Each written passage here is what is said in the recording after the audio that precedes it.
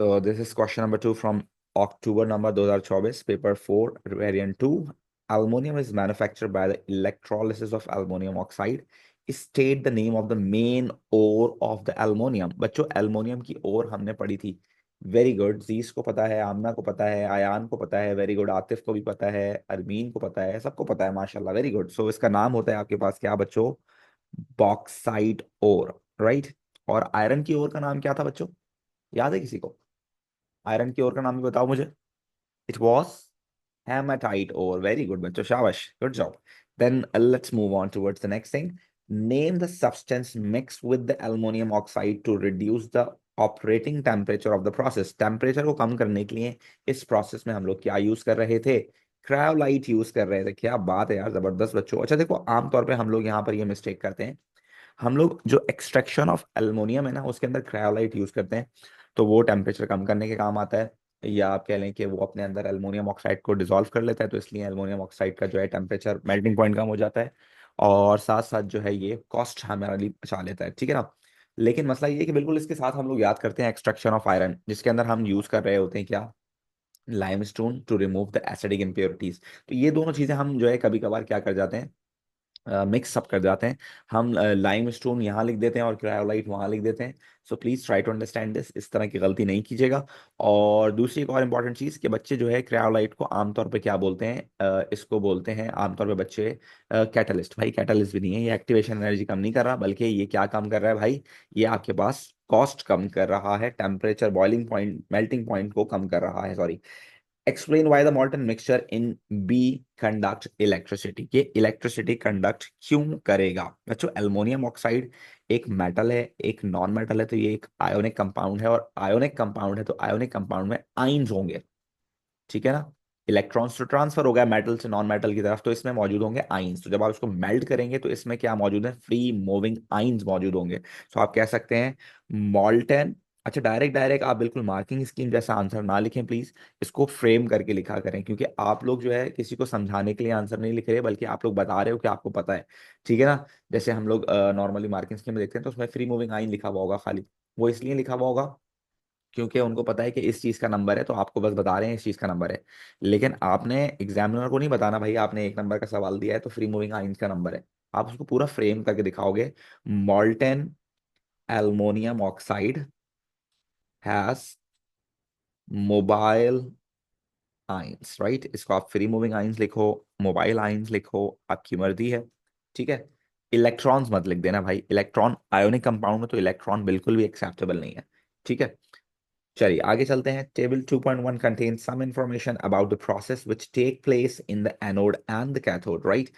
And the anode is given, cathode is asking, they are saying complete table 2.1, write the number of electrons needed to balance the ionic half equation at anode. सबसे पहले आपने anode वाली equation को balance करना है. So we know this कि when each oxide ion can lose 2 electrons, तो दो कितने करेंगे बच्चों? 4 इलेक्ट्रॉन लॉस करेंगे.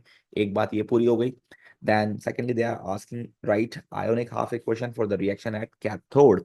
So we have aluminum, right? Aluminum ion can gain 3 electrons and form aluminum metal. This is the answer. और 3 marks दे रहा है भाई उसके वो. वाह. आप देखें कितने आसान क्वेश्चन के 3 मार्क्स दे रहा है वो. So let's move on towards the next thing. They're asking state why the purpose state why the process at the anode is an oxidation. ये oxidation क्यों है? Because वहां पर क्या हो रहे हैं भाई? Oxide oxide ions are losing electrons, right? अच्छा, फिर दोबारा बात देखो. बहुत सारे बच्चे नॉर्मली यहाँ पर लॉस ऑफ इलेक्ट्रॉन लिख देंगे, तो लॉस ऑफ इलेक्ट्रॉन अगर आप लिखोगे तो आपको नंबर नहीं मिलेंगे. देखो कोई भी बच्चा ऑयल रिग याद कर कर ऑक्सीडेशन रिडक्शन की डेफिनेशन याद रख सकता है इन टर्म्स ऑफ इलेक्ट्रॉन्स. सो ये तो फिर टोटली रट्टा हुआ ना. तो एग्जामिनर तो रट्टे के नंबर नहीं देगा आपको. एग्जामिनर आपके कॉन्सेप्ट के आपको नंबर देगा. तो you need to keep remember कि लॉस ऑफ इलेक्ट्रॉन वो डेफिनेटली आप याद रखें, लेकिन उसको इस तरह से एक्सप्लेन कर दें कि आप यहाँ पर अगर देखें तो ऑक्साइड लॉस ऑफ इलेक्ट्रॉन कर रहे हैं, तो बस आप स्पीशी बता दें कि जो लॉस ऑफ इलेक्ट्रॉन कर रहा है. तो दिस वुड बी कॉन्सेप्चुअल, और ये फिर आपके पास आपको नंबर मिल जाएगा, ठीक है. एग्जामिनर को पता चल जाएगा बच्चे को पूरी बात पता है भाई. Oxygen is formed at the anode, explained by the main gas given off at the anode is carbon dioxide and not oxygen. अच्छा भाई, वो कह रहा है यहाँ पर जो मेन गैस ऑक्सीजन के साथ निकल रही है वो कार्बन डाइऑक्साइड मेन है, ऑक्सीजन मेन नहीं है। ऐसा क्यों है भाई? ठीक है, तो हम इसका क्या जवाब देंगे बच्चों? अगर आप लोगों को याद हो तो मैंने आपको बताया था कि यहाँ पर हम रिएक्टिव इलेक्ट्रोड तो नहीं इस्तेमाल कर रहे, but carbon electrode he inert electrode के तौर पर इस्तेमाल करते हैं। लेकिन हाई टेम्परेचर होने की वजह से वहां पर जो आपके पास प्योर ऑक्सीजन बन रही है और इतना ज्यादा टेम्परेचर है, तो उस पर जो कार्बन है वो ऑक्सीजन से क्या कर जाता है भाई? रिएक्शन कर जाता है। तो हम यही बात यहाँ पर एक्सप्लेन करेंगे। क्या बोलेंगे हम इसको? बोलेंगे भाई जो आपके पास एनोड है वो बना हुआ है किसका? कार्बन का या ग्रेफाइट का। ठीक है ना? Anode is made up of carbon. ये किस चीज का बना हुआ है भाई? कार्बन का बना हुआ है, या आप इसको ग्रेफाइट भी बोल सकते हैं। ठीक है। which reacts with oxygen, which reacts with oxygen and form carbon dioxide। ठीक है भाई, तो ये बात आप लिख सकते हैं फॉर 2 मार्क्स। एक तो बना हुआ वो कार्बन का है, दूसरा ये कि वो कार्बन डाइऑक्साइड कैसे बना रहा है। ठीक है।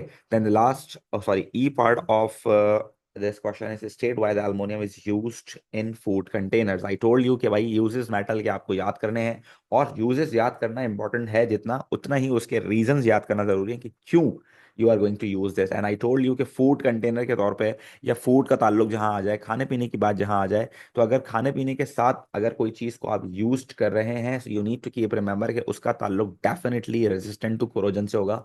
मतलब वो खराब नहीं होती होगी, इसलिए हम उसको खाने में इस्तेमाल कर रहे हैं। और खाने का ताल्लुक है आपकी इंसानी बॉडी से, और इंसानी जान सबसे ज्यादा इंपॉर्टेंट है। इसलिए आपको याद रखना है कि अल्मोनियम रेजिस्टेंट टू कोरोजन होता है, इसलिए फूड कंटेनर के तौर पर इस्तेमाल होता है। वो जो हम स्टेनलेस स्टील की कटलरी इस्तेमाल करते हैं वो भी रेजिस्टेंट टू कोरोजन होता है, इसलिए हम उसको कटलरी के तौर पर इस्तेमाल करते हैं। सो ये आपने लाजमी याद रखना है। ठीक है भाई? सो आप यहाँ लिख सकते हैं एल्यूमिनियम इज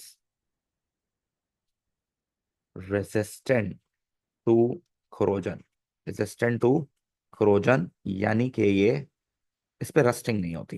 ठीक है भाई? Okay, so let's have part F. Part F क्या कह रहा है भाई? Aluminium reacts with fluorine to form an ionic compound aluminium fluoride. Complete the dot and cross diagram in figure 2.1 of the ions of ammonium and fluoride, give the charges on the ions। देखो भाई, बहुत सारे बच्चे सिर्फ ये वाला part पढ़ते हैं, give the charge of ions, और बाकी सवाल पढ़ते ही नहीं है भाई। तो आपने चार्ज तो इसको दे दिया फॉर सपोज 3+, और इनको आपने दे दिया 1-। तो क्या आप लोग डायग्राम पूरी नहीं करोगे? आधे से ज्यादा बच्चे आप लोग डायग्राम पूरी ही नहीं करते। देखो ये वाला पार्ट भी तो पढ़ो। वो ये क्या कह रहा है? वो कह रहा है complete the dot and cross diagram. तो आपने डॉट एंड क्रॉस डायग्राम भी तो कंप्लीट करनी है। एल्युमिनियम आपके पास होता है, मैं यहाँ लिख रहा हूँ, आप लोग साइड पे वर्किंग मत कीजिएगा। ठीक है, आपके पास खाली पेज होते हैं पीछे, वहां कीजिएगा। यहाँ साइड में लिखा हुआ डू नॉट राइट। ठीक है ना? और दूसरा ये आप पीछे खाली पेज पे कर सकते हैं, क्योंकि अगर इस पर टच हो जाएगा तो फिर वो एक्सेप्टेबल नहीं होगा। सो एल्युमिनियम का जो प्रोटॉन नंबर होता है वो होता है 13। सो इसके पास 13 प्रोटॉन्स और 13 इलेक्ट्रॉन्स होते हैं। सो इसके आखिरी शेल में 3 इलेक्ट्रॉन है, जो कि ये लॉस करेगा, तो 3+ हो जाएगा। सो एक शेल उसने ऑलरेडी बना के दिया हुआ है, आप दूसरा शेल तो बनाइए। बहुत सारे बच्चे ये बनाते नहीं हो, तो इसका नंबर कट जाता है। तो ये बात आपने याद रखनी है भाई, ये डायग्राम भी तो कंप्लीट करनी है आपने। तो ये हो गया, यहाँ पर 1 मार्क आपको मिल जाएगा। ठीक है, और फिर है ये फ्लोरीन। तो फ्लोरीन का प्रोटॉन नंबर आपके पास कितना होता है? 9, और इसके आखिरी शेल में होते हैं 7 इलेक्ट्रॉन्स। आप देखें उसने फ्लोरीन को डॉट से रिप्रेजेंट किया हुआ है, सो आप डॉट से रिप्रेजेंट करें इसको। ठीक है, और 1 इलेक्ट्रॉन आप रिसीव्ड दिखाएंगे विच इज क्रॉस, राइट। और इस तरह से आपने ये सब में करना है। ठीक है, तो डॉट, 7 डॉट्स फ्रॉम फ्लोरीन, और 1 रिसीव्ड इलेक्ट्रॉन फ्रॉम एल्युमिनियम। इस तरह से 7 dots of fluorine and 1 received electron. सही है भाई? तो ये हो गया इसका 13 मार्क्स का क्वेश्चन कंप्लीट। तो अगर आप कोई सवाल पूछना चाहते हैं, so you can ask about this question. जी फातिमा, जोर से।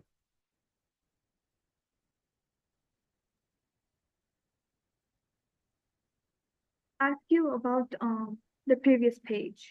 The previous page. Which one? Part E. Part Part E. E. Yes. बेटे, you need to So it's remember few resistant. few uses of metals like in our Yes. syllabus we have copper, we have aluminum. We have one use of copper, Huh? like it can be used in electrical wiring, and three use of aluminum. You need to learn that along with their reasons. Okay. So it's just resistant to corroding. Yes, Okay. resistant to corrosion means it is not going to be rusted. When it is not going to be rusted, it means this is not going to be uh, causing some impurities in our foods or that container, right? Is rusting an oxidation reaction? Oxidation is rusting, the same thing, Okay, thank you. right? Rusting is going to be done by the oxidation in the presence of oxygen and water both. और अगर वो खराब हो रहा है metal, then it is going to be rusting and corrosion, right? Yes, Aisha. अस्सलाम वालेकुम sir. वालेकुम सलाम बेटे। सर ये जो थर्ड पार्ट है ना, ऑक्सीजन फॉर्म्ड एट एनोड, ये फिर से समझा दें। देखो बेटे, अगर आप लोगों को याद हो तो मैंने आपको बताया था कि जब हम एक्सट्रैक्शन ऑफ एल्युमिनियम कर रहे थे तो उसमें टेम्परेचर एल्युमिनियम ऑक्साइड का मेल्टिंग पॉइंट तकरीबन 1200-1300 होना चाहिए। अब उसके अंदर अगर आप क्रायोलाइट डाल भी देंगे तो ऐसा तो नहीं है ना 1200 से या 1300 से वो डायरेक्ट ही कोई 200 पे या 300 पे आ जाएगा। उसकी इम्प्योरिटीज की वजह से उसका मेल्टिंग पॉइंट कम होगा। सो कितना कम होगा? 200-300। तो 800 पे आ जाएगा, 900 पे आ जाएगा। तो 800-900 डिग्री सेंटीग्रेड भी बहुत ज़्यादा होता है, बहुत ज़्यादा। सो उस इतने टेम्परेचर पे जो आपकी ग्रेफाइट होती है, आपने पेंसिल यूज़ की ना, पेंसिल में ग्रेफाइट होती है, ठीक है ना। अब देखो, अगर पेंसिल 800 डिग्री सेंटीग्रेड पे होगी तो कुछ ना कुछ तो बेचारी के साथ बुरा हो रहा होगा ना वहाँ पर, इतने हाई टेम्परेचर पे। और ऑक्सीजन भी आप प्रोवाइड कर रहे होंगे विच इज़ हाईली रिएक्टिव। तो ये दोनों आपस में रिएक्शन करके कार्बन डाइऑक्साइड बना लेते हैं। सही है? ठीक है भाई बच्चों, तो किसी और को कोई क्वेश्चन है तो पूछ सकते हैं।